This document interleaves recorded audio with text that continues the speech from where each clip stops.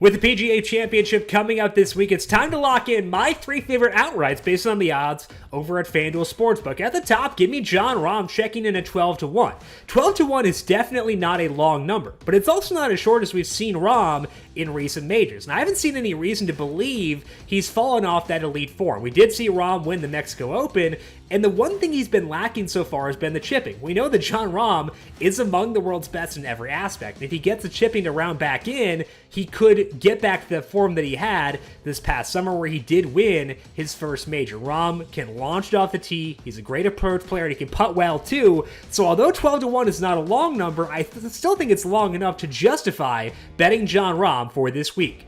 More in the mid-range, I like Hideki Matsuyama at 30-1 because Matsuyama proved this past week that he's healthy, and if Hideki Matsuyama is healthy, 30-1 to me is too long of a number. Matsuyama at the Byron Nelson gained 9.4 strokes in approach. That to me says we've got the green light to trust the longer-term data, and the longer-term data says Matsuyama is an absolute stud. He ranks 9th in Data Golf's true strokes gained across the past 6 months. Matsuyama has shown he can measure up against these top fields recently in majors, and I think that we're seeing that Hideki come back once again. So 30-1 to me, a good discount as we're buying low on Matsuyama coming off of his injuries.